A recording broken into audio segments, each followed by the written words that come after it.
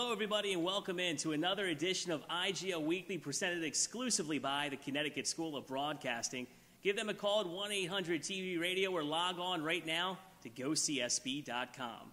My name is Sean Brown, and joining me today is Eric Hauser. As always, good to see you. Good to see you. Plenty of outstanding action in week number 3 of the Indoor Gridiron League. Yes, there was. Yeah, a lot of exciting plays today. But unfortunately, some unfortunate news, breaking news at the top of our broadcast. It was reported to us that the Delaware Buccaneers, the Del Val Buccaneers, had an automobile accident on Interstate 95. Details coming in, the car flipped, and details are still sketchy at this point, but apparently players and coaches were involved in this, and they were taken to the hospital. So we'll keep you posted on that as we try to get more details as they become available. Yeah. It's unfortunate situation, but our thoughts are with the players, the coach, and the families. So as you can imagine, Eric, probably very difficult for the Delaware players. Their minds were surely on their colleagues, wondering if they were okay. Yeah, they had to have been thinking about them. I think it probably did affect them a little bit, especially at the beginning of this game. Yeah, and perhaps maybe that's the reason why it got off to such a slow start as far as the scoring was concerned. Mm-hmm. They were a little short-handed and thinking about their colleagues, but it was a defensive battle, only 6-6 at the half. Yeah, it was, both defenses were playing well. The offenses, well, first of all, let's talk about Breon Shelton.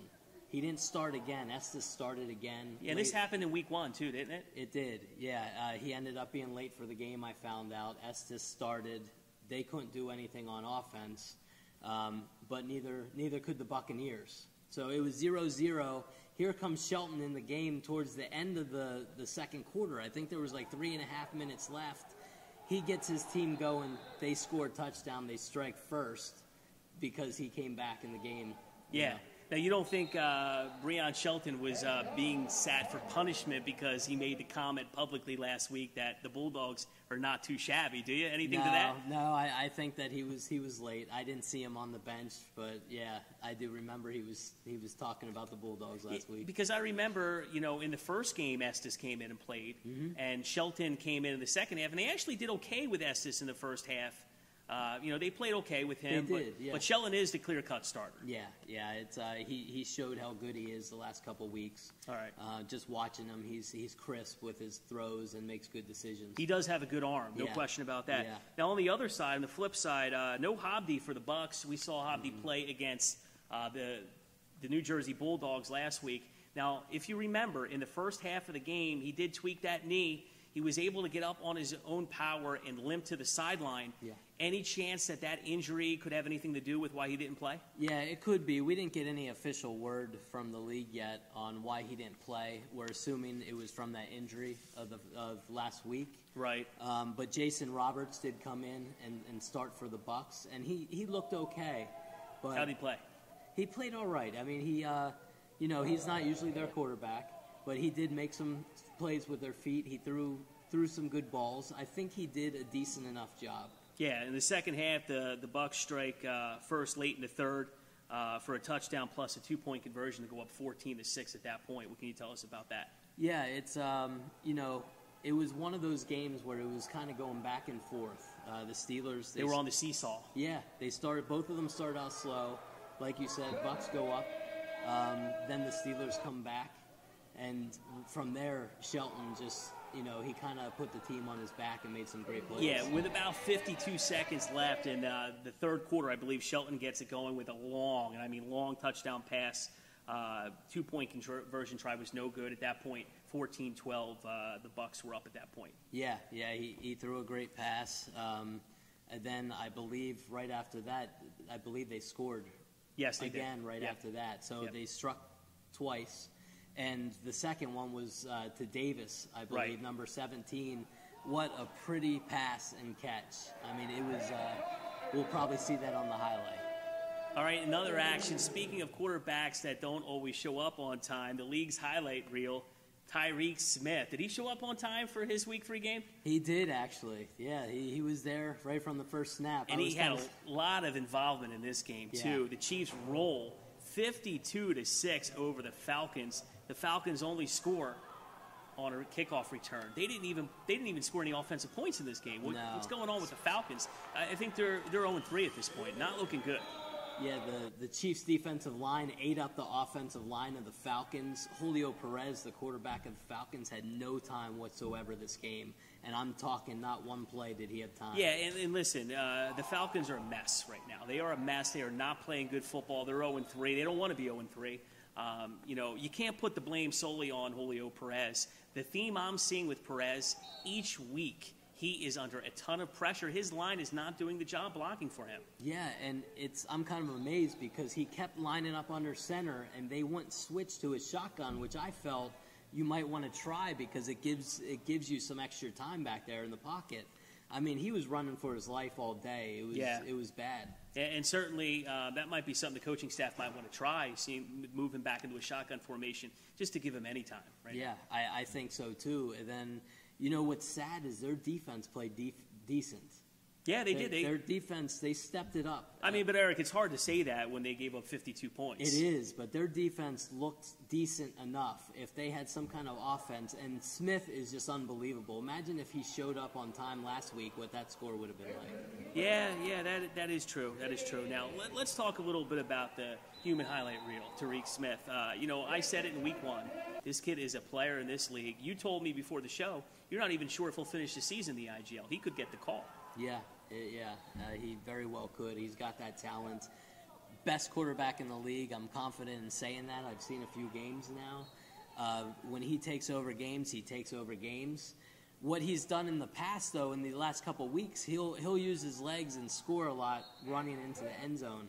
Today he used his legs, but he kept himself in the plays, and you could see he focused more down, looking downfield. Yeah. And he wanted to wait until his receivers got open.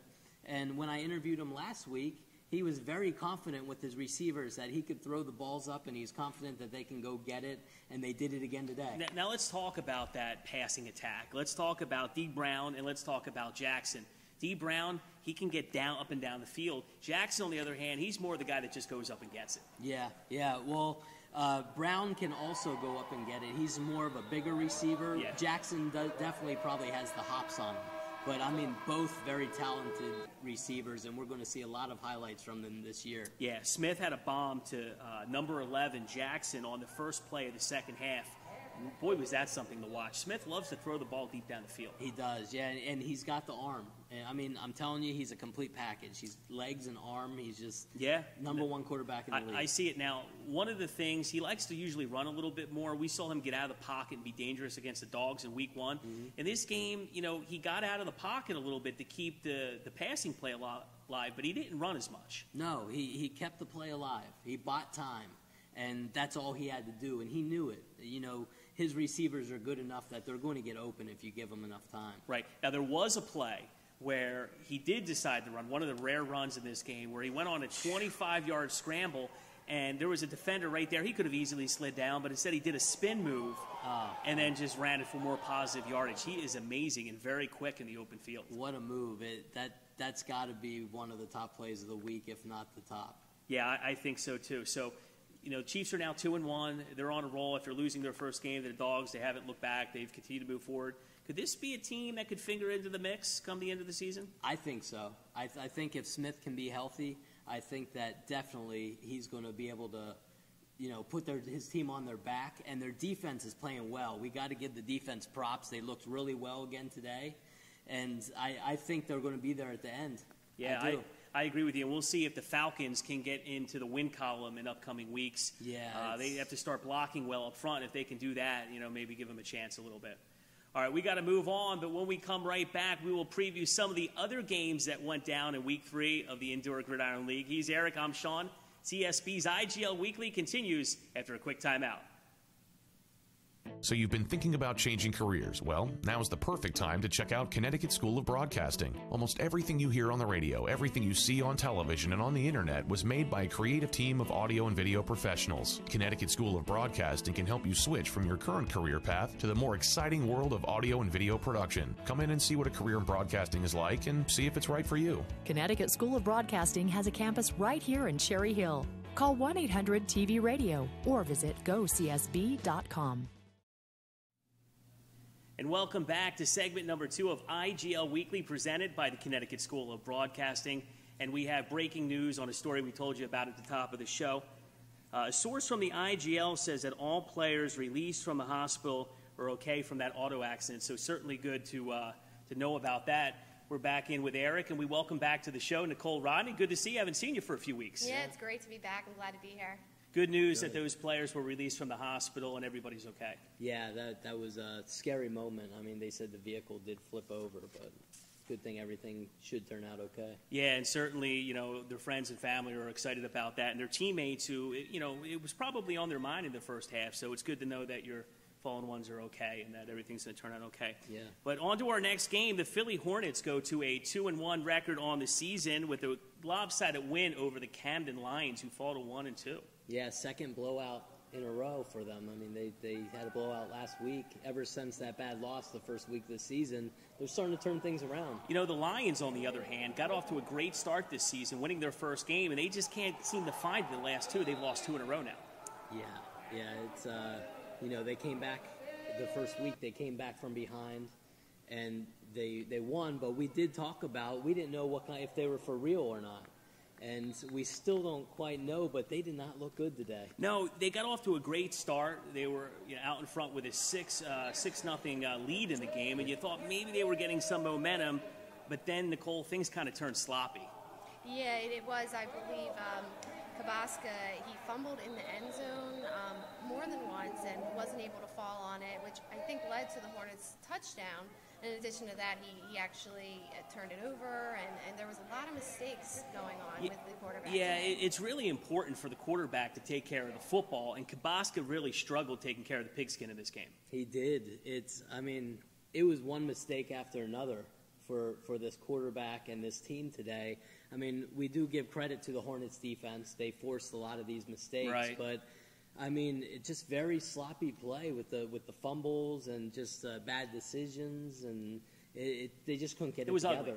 Ugly. Let's just be honest about it. It was ugly. Real ugly. Now, one play I want to pinpoint in the first half, something that drew my attention as I was watching the game from the Wells Fargo Center. Kabaska, where they were hemmed deep in their own zone, there was a snap that was fumbled, and the ball went into the end zone, to the back of the end zone, and he had an opportunity to, you have to at least fall on the football and take the safety. There's not much else he could have done there. But instead, he basically just got out of the way, and, it was the Hornets that fell on the ball, and that's 6 points instead of 2. I didn't like that. I didn't understand that. You have to expect him to at least try to jump on the ball. And from our view, it looked like he had all the chance in the world to cover that ball up. But yeah, he backed away. Nicole, do you think maybe he heard some footsteps and just decided to take the easy way out on that one? It would seem that way, but being the quarterback, you definitely shouldn't do that.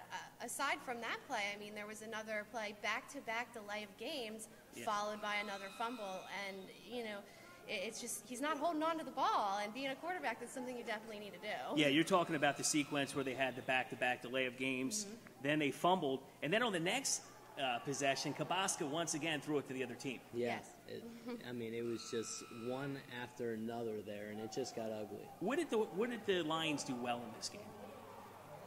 They scored first. Yeah, and that was it after that. And then there were a lot of unanswered points at that point in time.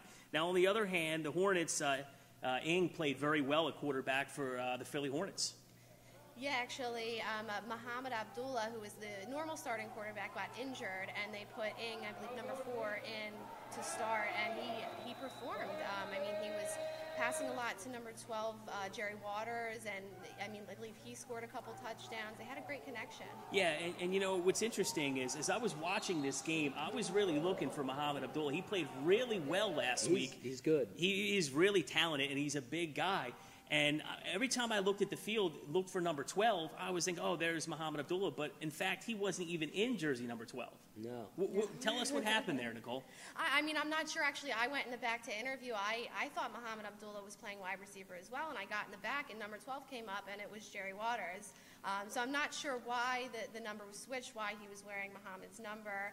But regardless, they were playing great together, and I mean, they pulled out the win. And Ing, I mean, it didn't look like it was his first start as a quarterback. I mean, he was playing like he's been doing it forever. Yeah, you got to give him a lot of credit. He certainly did look good, and that was really his first start of the season. So he was able to shake off the rust and the cobwebs and really perform well when his team needed it. Now, the Hornets, we talked about it last week. They love to run the football, and they did it again this week and did it at a high level. Terrell Frazier, number 9. They really like to get the running game involved, and I think that's a smart thing. We were even seeing them on 2-point tries when the ball was spotted at the 10-yard line. They still weren't afraid to put the ball on the carpet and run the ball when they needed 10 yards to get in the end zone for a successful 2-point try. Yeah, I mean, Frazier's really good on his feet, and he's not a small guy. He'll run you over, too. And then they have number 3, who is just a goal line beast, like a bowling ball. The no-name back. Yeah. I keep waiting for them to give us his name. Yeah. I'd like to be able to refer to him by his name. Yeah, we don't have his number We on the apologize roster. for that.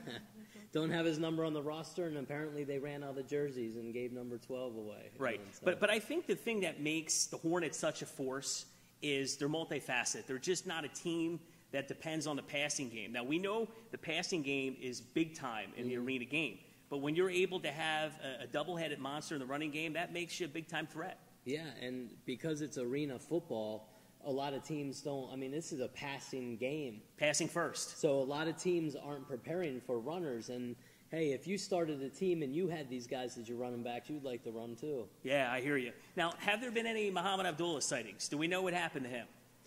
Did you hear about the injury at all? I did. They actually didn't specify exactly what happened or how long he was going to be out. I'm not sure if he's coming back soon or if Ing's going to be the starter, for a while. They didn't specify with the injury. Hopefully Muhammad didn't lose his job with this performance by In. Maybe the coach might have to think twice about pulling Ing out of there next week. Ing looked good, but I'll tell you what, Abdullah, I mean, just his physique. He's a big quarterback. He's quick on his feet. He's got a good arm. I mean, he's a good all-around quarterback. I mean, it's good to have this problem with 2 good quarterbacks. Yeah, but sure. I think Abdullah, if he's healthy, I think he will be the starter. So obviously perfection is not going to be in the card for the Hornets this year, but certainly their championship aspirations very much alive to repeat.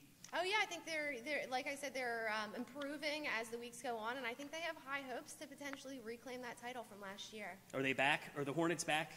It looks like it is. I mean, I can't say that they're not. I mean, they're playing really well right now. Absolutely. All right, we got to take a short break, but when we return, we have the battle of the unbeatens in the IGL Showcase Game of the Week. Who's going to 3-0 in the Gladiator Division? We'll tell you right after this. The CSB's IGL Weekly rolls on. So you've been thinking about changing careers? Well, now is the perfect time to check out Connecticut School of Broadcasting. Discover the exciting world of audio and video production. They have a campus right here in Cherry Hill. Call 1-800-TV-RADIO or visit gocsb.com. All right, and we're back. 2 down, final segment, CSB's IGL Weekly. Sean and Eric, and at this time we welcome in Darren Winberg. Welcome to the program. Good to see you. Thanks, guys. Welcome. I appreciate it. I'm glad to be part of the team. Yeah, Thanks for coming by. And you covered, covered the game, the Bulldogs game, the IGL Showcase Game of the Week. The undefeated New Jersey Bulldogs going up against the undefeated ASI Panthers. Tell Darren what ASI stands for, please. All Stars Incorporated. All Stars Incorporated. Well, they played well the first half. In the first half, they played like an all-star team. I spoke with Joe Kraus before the game, guys, and Joe was saying how great, how terrific it is that there was so much hype for a first-place battle this early in the season. Certainly excellent for the IGL. Yeah, it was an exciting game. I mean, it was worth the price of admission. It was worth the price of in the admission. second half. In the second half. First half was a little bit shaky, but you know what? The teams are feeling each other out, and then the second half really carried away, Right. Yeah, absolutely. Now, in the first half, not so pretty for the New Jersey Bulldogs. Their undefeated record was in a little bit of jeopardy. 18-0, all Panthers in the first half. Yeah, it's, Jeremy Bartok started at quarterback. He had a rough start. A couple fumbles, lost, interceptions. It was just a bad start for the Bulldogs. The Panthers went at them. When they had a chance, they bit. What do you think? Ineffectiveness with Bartok or lingering injury from week 2? I would speculate. I don't want to speculate, but I could say lingering injury, probably, the way that he You think so? Yeah, I would say so. You see, I think he was pretty ineffective. He had some problems with turnovers. And, you know, I'm not sure why he got pulled out of the game, but I have a theory. My theory would be, you know, they always seem to play with Bartok under center because he's not the most mobile quarterback. Mm-hmm. The offensive line of the Dogs was not doing a great job giving him time and protecting for him. Michael Merritt, on the other hand, a little bit more fleet of foot, a little bit more mobile quarterback. He can get into the shotgun formation, and I think, you know, getting him to scramble around a little bit in the pocket certainly bought more time for the quarterback position. Yeah, Merritt brings another weapon to the table, and you saw that today. I mean, Bartok is not a mobile quarterback. He tweaked his hammy last week. I don't know how much that's bothering him. He wears a knee brace. I don't know how much that bothers him. But he cannot move very well. And if he's got to run for his life, and another thing is, I don't want to blame it all on injury, too. No. I'm with you. I think he was ineffective. I mean, some bad mistakes, bad judgment and throws, and not holding on to the football. And we want to be fair to Jeremy Bartok. In fairness, he played really well in week 1, but the last 2 weeks, no question, injuries are hampering him. Oh, absolutely. Well, it's funny, you mentioned the offensive line. I was actually able to get an interview with them at the end of the game, and they were saying how the first half they didn't have any heart. They saw their quarterback on the ground, and they kind of stepped it up, as we're going to allude to later on. So.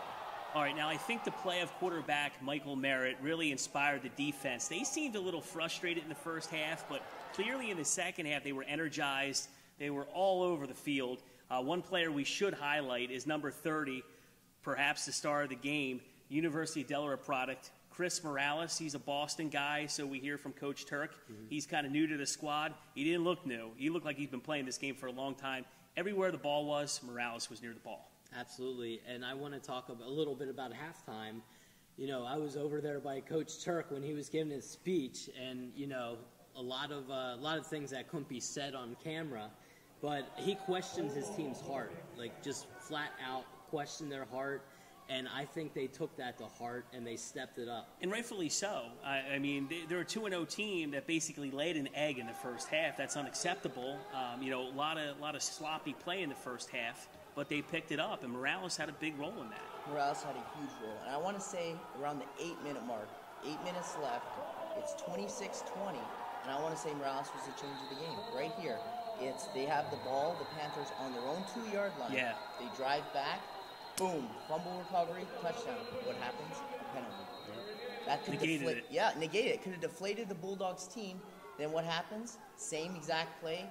Boom, another hit. Morales recovers. Touchdown. Game's 28-20, and the Bulldogs took it from there. And as we see what happens. And the bench was barking. They were fired up on the bench. The dog pound was barking. This is a sign of a championship team, a team that can get through adversity like a tough first half. A team that really can hang in there, and not to mention the fact that they overcame that near turnover and got another one the next play. Yeah, well, speaking of barking, Marquise Slocum really got fired up right around that point, and he was the one that caused that fumble that led to the touchdown. Yeah. And, you know, we didn't hear much from Marquise Slocum in the first half of the game, but he was one of those players that woke up, and that was a big difference. So let's talk a little bit about the Panthers. They played a terrific first half. What happened? Did the Panthers let the game get away, or did the Bulldogs just come and take it? Because they did play a terrific first half of football. Their defense kept them in the game, gave them the 18-point lead. Mm-hmm. But I think what happened, the Bulldogs are a better team. Brown Lee really played well in this game. He is a terrific quarterback. Yeah. And what they do really well is they do the short passing game. He's got two really good receivers that just like to get 5-10 yards out, turn around.